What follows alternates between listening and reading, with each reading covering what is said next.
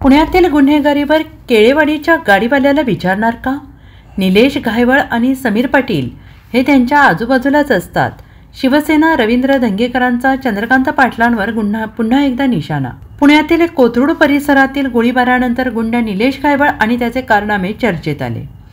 त्याच्या पाठीशी राजकीय पाठबळ असल्याचा दावा काहींनी केला, तर शिवसेना शिंदे गटाचे नेते रवींद्र धंगेकर यांनी या प्रकरणात भाजपा विरोधात मोर्चा उघडला. निलेश घायवळ ज्या पद्धतीने दादागिरी करतोय, खोटा पासपोर्ट केला, लोकांचे मुद्दे पाडले, किंवा समीर पाटील असेल, ही सर्व लोक चंद्रकांत पाटील यांच्या आसपास असतात. त्यामुळेच त्यांचं धाडस होत चाललेलं आहे असा गंभीर आरोप धंगेकरांनी केला. रवींद्र धंगेकर म्हणाले, अनेकांनी माझी तक्रार केली, पण मला एकनाथ शिंदेंचा फोन आलेला नाही. एकनाथ शिंदे आज पुण्यात दौऱ्यावर आहेत. मी त्यांची भेट घेणार आहे. पुण्यामध्ये ज्या पद्धतीने गुन्हेगारी वाढते आहे त्या संदर्भात त्यांना माहिती देणार आहे. कठोर आणि सक्त कारवाई करण्यासाठी मागणी करणार आहे असंही त्यांनी म्हटलेलं आहे. मी महायुतीत आहे आणि मला याचा विसर पडलेला नाही, पण पुण्यात जे चाललंय त्याच्यावर बोलणं गरजेचं आहे. सगळ्या नेत्यांनी एकत्र येत या गुन्हेगारीला आळा घातला पाहिजे, थांबवलं पाहिजे, म्हणून मी बोलतो असंही धंगेकर यांनी म्हटलेलं आहे. तर चंद्रकांतदादा पाटलांवर मी कुठलाही आरोप करत नाही, पण ते पुण्याचे मोठे नेते आहेत, मंत्री आहे. शहरात त्यांच्या मतदारसंघात काय चाललंय याच्यावर बोललो तर काय चूक आहे?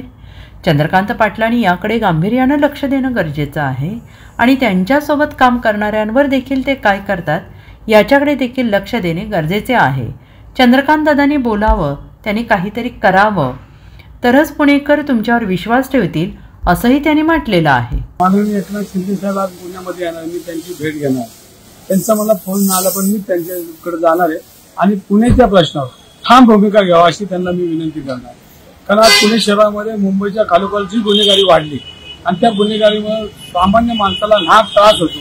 पोलीस चौकीमध्ये गुंडांचा वावर ह्याच्याविषयी मी त्यांच्याशी बोलणार आहे आणि त्यांच्याशी बोलून त्यांना विनंती करणार की तुम्ही सर्वांनी मिळून इथं लक्ष घालून इथली गुन्हेगारी मोडीत काढली पाहिजे ही विनंती मी त्यांना करणार. म्हणजे तुम्हाला कोणाचा फोन आलेला नाही? आतापर्यंत मला कोणाचा फोन आला, पण आज मी दुपारी भेटणार आहे आणि भेटल्यानंतर मी त्याला माझी भूमिका सांगणार आहे, पुणेकरांची भूमिका सांगणार आहे. ह्याच्यामध्ये पक्ष राजकारण हा पाठ बाजूला आहे. मी पुणेकर आहे आणि पुण्यासाठी सर्व पक्षांनी एकत्र आलं पाहिजे. सगळ्या पक्षांनी एक आचारसंहिता ठेवली पाहिजे. आपल्या बरोबर कोणी, आपल्या व्यासपीठावर कोण येतं, आपल्या कार्यकर्त्यांना सूचना दिलं पाहिजे. असे वाईट प्रवृत्तीची लोक आपल्या आजूबाजूला दिसता कामा नये. त्याच्यामुळं जनतेमध्ये वेगळ्या पद्धतीचा मेसेज जातो, पोलिसांकडे मेसेज जातो, मग पोलीस त्या गुन्हेगारांना लाल कार्पेट टाकतात आणि सर्वसामान्य नागरिकांना त्याचा त्रास होतो. याचा सगळा अभ्यास करून ह्याच्यामध्ये सगळ्यांनीच एकत्र, मग चंद्रकांत दादांना आम्ही जो प्रश्न याच्यासाठीच विचारतोय, त्याला ह्यासाठी विनंती करतोय की कोथरूडमध्ये चाललेली गुन्हेगारी आणि त्यांच्या आजूबाजूला असणारी लोक, ही लोक तुम्ही बाजूला करा.